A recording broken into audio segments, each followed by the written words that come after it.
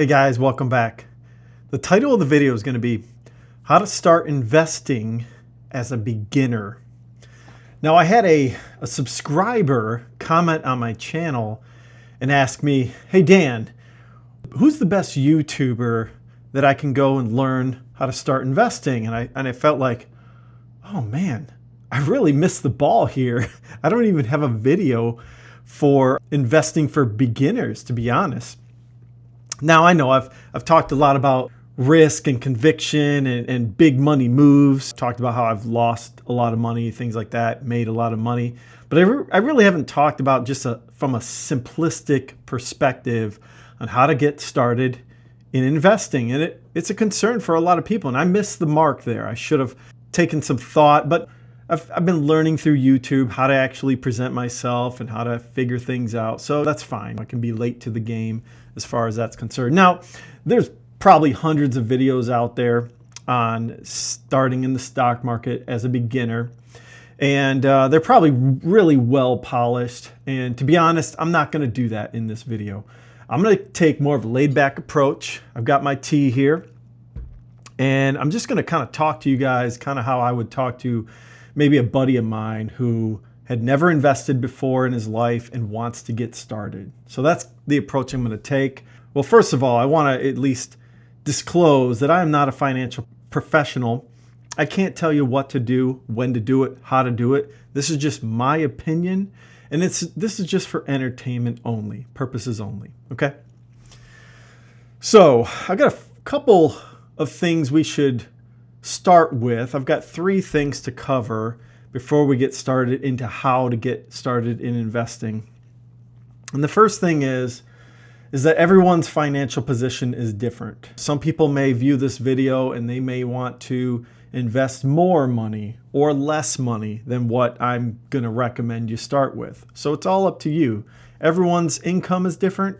Everyone's debt is different, and so on and so forth. So you have to take that into account for this video. And then 2, do not invest, at least I recommend, do not invest if you have any sort of consumer debt, whether it's a credit card, whether it's maybe one of those store cards like a Target card or a Best Buy card. It's the same thing as a credit card. Any consumer debt you have, you need to pay that off first, because consumer debt is horrible for your financial future. They charge upwards, mostly above 20% for the most time. They're never below 20%. So right off the bat, pay off your consumer debt, because there's no point in investing. You're not going to make over 20% and APR in the market. It's just not going to happen in reality. Okay, so pay off your consumer debt first. And number 3 is that the stock market, when you invest, it's all about being long. What do I mean by that? Well, you got to be patient. All right, investing is a game of patience. You should not be concerned about making gains or losses, for that matter, in 12 to 24 months. You need to have a longer term approach when it comes to investing, especially as a beginner. You should not be considering selling at any time soon if you're a beginner investor. Okay, so you better have a 5-year outlook. Okay, have a job that has a pretty, decent security behind it.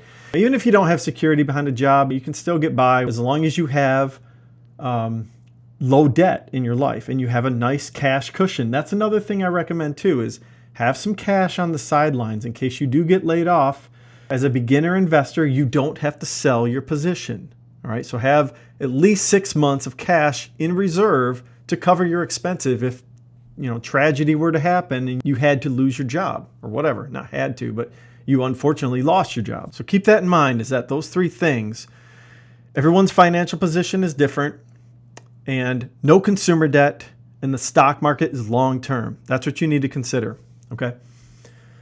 So what I would do first and foremost is, if you have a 401k plan or a 403b or any sort of maybe government retirement plan where either the government or your company has a match, for sure, max that out as far as getting the match. first and foremost, do not play around with some brokerage account, after-tax brokerage account, okay? Do a 401k or a 403b or whatever sort of setup you have with your company. If there's a match, take advantage of it, okay? That's free money. That's a no-brainer, all right? And then after that, if you don't have a 401k or 403b, there's two options. You can either take the pre-tax approach and open up an IRA, okay? Or you can take just an after-tax approach and open up a brokerage account, a standard cash account, brokerage account. Now, I don't recommend dealing with IRAs or Roth IRAs because, that takes a bit more understanding, and, you're going to be playing around more with taxes at the end of the year when it comes to, adding to an IRA or a Roth IRA, depending on which one you're doing. And you can't take the money out, to be honest. You'll get penalized and you will get taxed on an IRA, okay? And the reason I'm saying that, just go with an after-tax brokerage account is because it's simple, all right? It's simple. And what we're trying to do out of this whole beginner investment in the stock market is to get you comfortable. It's to get your feet wet in the market, okay? To understand the mechanics of how the market works. That's really what this, conversation is all about as a beginner, okay? When we get to maybe an intermediate, after you've been in the market for like a year or two and you feel comfortable with things, then open up an IRA or a Roth IRA or whatever floats your boat as far as, taking a more advanced approach in the market. All right, but let's talk about taking a beginning approach. So once you get your after-tax brokerage account set up, it could be through Fidelity, it could be through Robinhood, it could be through Schwab, TD Ameritrade, I think. It could be through Vanguard, whatever platform you feel comfortable with and you like, go with that, okay? The platforms I use are Fidelity. That's it. I don't mess around with the other ones because Fidelity is never going bankrupt. All the big institutions use Fidelity, so that's what I use, okay? I do have a Robinhood account, but it's got zero balance in there. But I might take up this challenge, not to digress. I might take up this same beginner investing challenge in my Robinhood account. I might actually do some transfers in there to, kind of play around and invest. Why not? Have a second account, invest in the markets. I got to see if the Robinhood does dividend drips. We'll see, but we'll get into that later. But anyways, so open up a brokerage account, and here's the strategy that I would take, okay? I would transfer $50 a month at the end of each month, okay? Maybe the 28th on the calendar month. Transfer over $50 a month into the brokerage account, okay? That'll give it 3 days to clear, right? The money's got to clear, but most of the time, usually these transfers are pretty quick these days. So you get your $50 a month. That's $600 a year that you're going to invest in the stock market, okay? So it's not extremely huge risk, okay? For most people, $50 a month, you can afford that, all right? And what I would do is at the beginning of each month, once the money clears, what you're going to do is you would want to place a market order for the SPY, SPY, all right? And what that is it's the S&P 500. And you're going to get basically 40% of that position is in the Mag 7, the Magnificent 7, or all the big tech stocks, the AI stocks, and then the rest is the broader market. That's what the SPY is. And the cool thing about the SPY is you also get a dividend. I can't remember what it is right now. It might be around 1% to 2% dividend. So every quarter you're going to get a little bit of cash come your way into that account. And what you want to do with that dividend is reinvest it right back into the SPY. It's called the DRIP. It's where you, I can't remember what DRIP stands for. I'll put it up here in the the video. I'm sure I remember dividend reinvestment plan. I had to think about it. I'm getting old here. So yeah, you want to have it DRIP, reinvest that dividend into your account, into the SPY. And then after 3 months or after 6 months, you'll have put $300 in. And hey, maybe the SPY goes down 10%. You might be down $30 on your $300, right?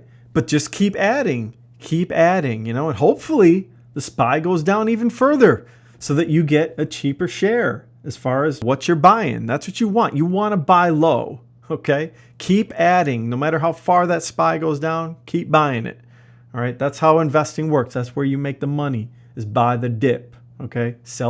Buy the dip, sell the rip. That's how investing works. But don't sell, okay? Don't sell at all. So your first year, you put in $600, $50 a month, and you do market orders. Real simple. And honestly, you don't need to look at that account. It's $50. It's $100, $150. You don't need to look. You don't need to open the app. Just go in there at the end of the month, beginning of the month, and do your thing. Okay? And then the next year, all right, depending on your financial situation, hey, maybe up it to $100 a month. Now you're talking $1,200 plus the $600 you put in. Now you're up to $1,800.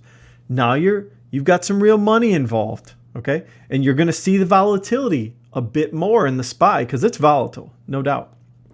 And what I'm trying to get at is you're going to get comfortable with the stock market after 2 years. Okay? Again, this game is all about patience. You need to be patient about the stock market. It's not like you're going to be a millionaire overnight. All right? So you can take 24 months and do this plan. So then after 24 months, now you've got an account, where you put in $1,800. It's a nice, healthy little account. Now you can decide, hey, now I want to do maybe an IRA. You want to take advantage of your tax situation. You can max that out. I think it's like $6,000 something a year individual. You can put into an IRA. You can go that approach after that.